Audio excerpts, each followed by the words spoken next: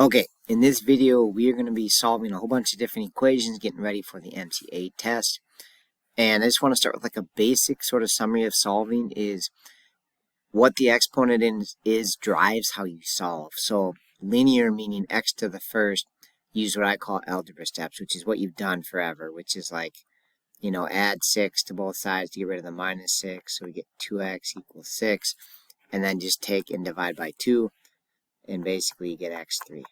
Okay, and then when you're over in quadratic world, there's a whole bunch of methods. Sometimes you can do algebra steps, like if you have just x squared, for example, without an x part, you can just like add the 25 and take the square root of both sides, right? And then you get x equals plus or minus 5. But then, if you have both x squared and x, you can't do that. So algebra steps only works for certain cases. And then if it's got x squared and x like this, then you've got to either factor it, graph it, or use the quad formula. And in this video, I'm really going to try to pound graphing, because on the MCA test, you can use Desmos, which is a huge advantage for graphing.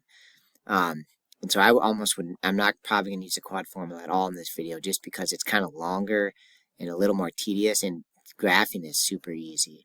That being said, factoring is still a good option. Like this one's pretty easy to factor it. So multiply to 12, add to -7 is -3, -4, and then set those to 0, and boom, you get your answer. So sometimes factoring can be pretty powerful too.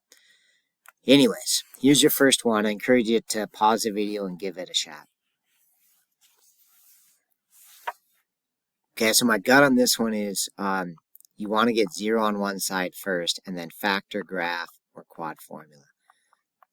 Okay, so this particular one happens to factor. It takes a little bit of work, but I guess, it's got to be x and x. And then if this is a -70, it has to be one negative and one positive.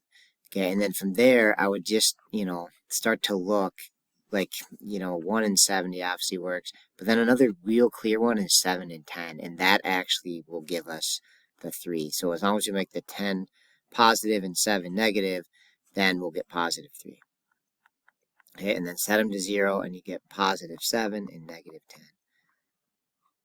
And I guess I should write the steps out there, but if you want to see the steps, you just set x minus 7 to 0, add 7 to both sides, right? And then x plus 10 equals 0, and minus 10 from both sides.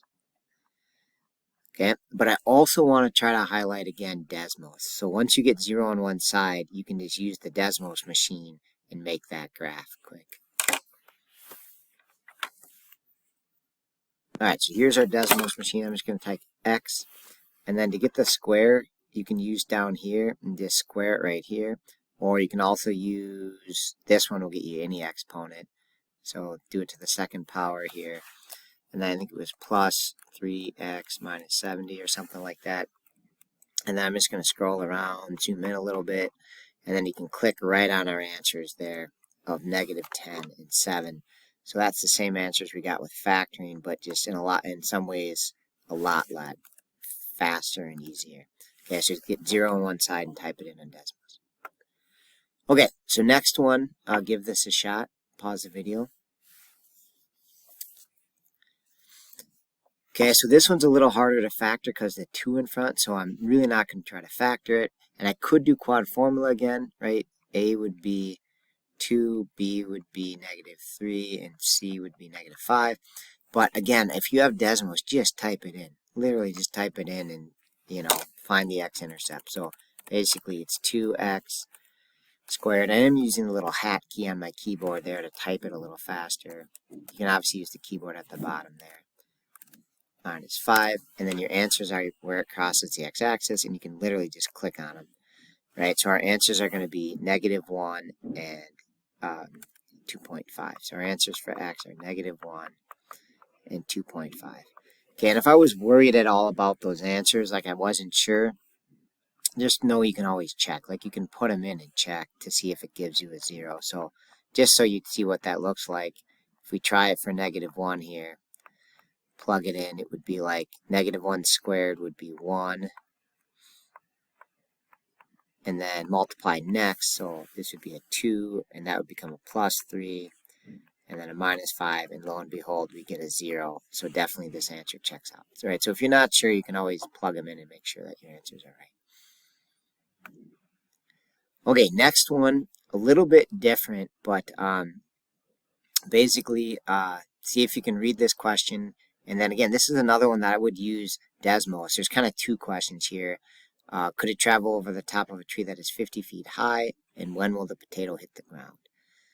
Okay, so slightly different one here, but see if you can pause the video and use Desmos to answer those questions.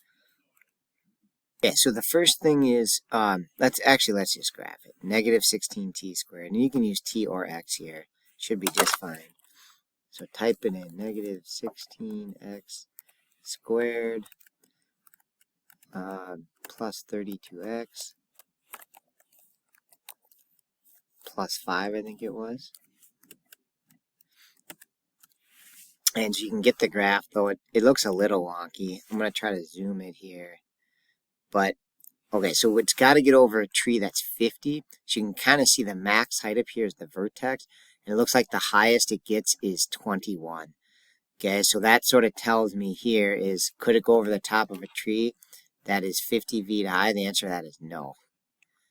No. The max height, max H value is 21. So that's going to be no. And then when will the potato hit the ground? That's the x-intercept point. So that's, the ground is like a height of 0. So that would be like right here and right here.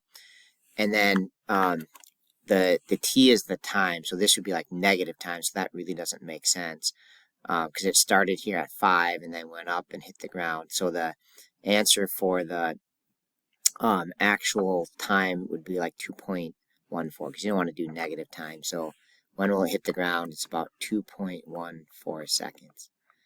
Okay, and just because it looks a little weird, like if you ever want to change it, like these x's are kind of more than we need, so you can hit this little gear, and my x max and min, I'm just going to go from like -1 maybe to about like 10, and that gives me a little better picture of it, right? So just know that you can change the x and y manually right here using that little wrench thing. Gives you a little bit better picture of it.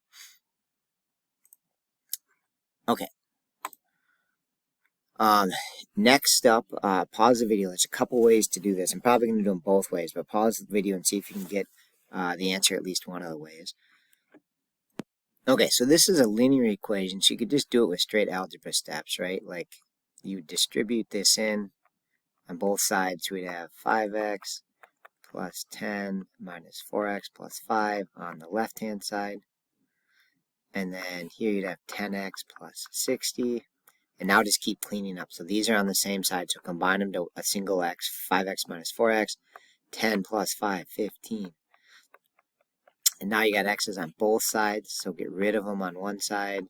So like minus an x. If you have 10 on one side and 1 on the other side, you can certainly take away an x. Okay, now it's starting to come together. Sorry, that's the wonky looking 10 there. Then minus 60. So I think it's going to be -45 equals 9x. And then divide by 9, and you get -5. Okay, and then what this would look like on Desmos is you would have to technically get 0 on one side, but I think you can type it in without that. So let's play around here a little bit with the Desmos machine and just see if we type it in with the equal sign in the middle there, what would happen. Okay, so I typed it all in with the equal sign in the middle, and you can't click on, oh, you can click on it. Look at that. So it is kind of nice. So it looks like our answer is still the x-intercept.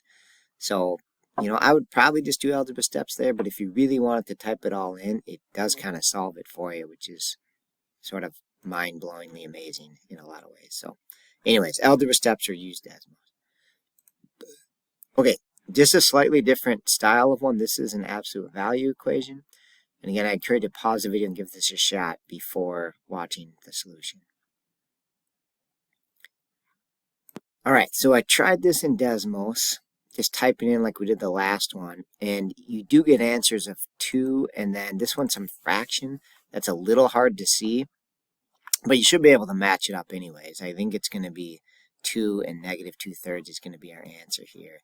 But just a couple tricks here. One, if you want it to look a little bit prettier, you could minus 8 from both sides to get 0 on one side.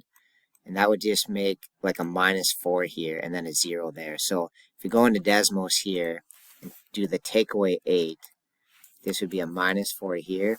And then you can click and get the 2 answers, which is kind of nice. So on that one, I did have to set it to 0 and then type it in without the equals part. I think if you put an equals 0 here even, it doesn't work. So just, put it like that, and then you can click nice and pretty. If you want to know the algebra for this, you would actually minus the 4 from both sides. So if you want to just see what this looks like, it's actually not too bad at algebra. You minus 4 to get the fence post alone, like that. And then sort of the idea is to make this work, you can have either 4 or negative 4 inside the fence post. So you take that little expression and set it equal to positive 4 and negative 4, and then you solve that, right? Because this can again be both 4 or negative 4. And then you just, you add 2, divide by 3, and then you add 2 here and divide by 3. All right, so when you solve an absolute value, you get it alone and then split it to plus or minus whatever is across from it. So that would be an alternate way to do this one. Okay, next up is a square root one. So again, pause the video, give it a shot. You can either do it with Desmos or try with algebra steps. Okay, so what it would look like with algebra steps is you would square both sides to get rid of the square root, and it just wipes it out on the left-hand side. And then on the other side, you have to do the whole thing squared. Should be 2x times 2x, which would be 4x squared. Okay, and what you're going to end up with is a quadratic, at which point you need to get 0 on one side and probably graph it anyway. So it looks like I'm going to end up graphing this one. Sorry, this is going to be kind of a long problem, but graph it. So I'm going to go on my Desmos machine. Again, you have infinite time on the MCA, so I wouldn't worry about if this takes a little bit of time here. Okay, and you can see we get a couple answers here of 1 and negative 0.75. So we got x equals 1 and x equals negative 0.75. Okay, and then the tricky part is with an absolute value, you have to check, right, to guarantee that it's actually an answer. So we need to put these back in and test. So if we do a check here quick, I think 1's going to work because we'll have square root of 1 plus 3 equaling 2 times 1 on that side. So square root of 4 is definitely 2. Sorry for that bad 2. So this one's going to check out. That one's a good answer. Okay, and then if we check the other one, I kind of ran out of space here, but let's try to check the negative 0.75. So we're going to do the square root of negative 0.75 plus 3. Is that equal to 2 times negative 0.75? And we end up with, oh man, sorry about that. We end up with the square root of 2.25, and does that equal negative 1.5? And the answer is no. You end up with 1.5, which is not equal to negative 1.5. So this one's called an extraneous answer. Okay, so it's called like extra extraneous. And so basically we end up with just the one answer of 1. Okay, and just so you know, like an alternate way to do this would have been to just minus the 2x and use Desmos right away. So like you could have just minus 2x from both sides and then graph that, do square root of x plus 3 minus 2x and graph that, and you should have got the same answers. You'd still need to check them, but you should get the same answers. Just typed it into Desmos here. Here is my square root key. Make sure the 2x is outside of it. And you see it actually doesn't do the extraneous. It just gets the one answer of 1. So that's actually even better because now I don't even have to worry about the checking. I just see the one answer of 1 and boom, I'm good. All right. Thank you for watching.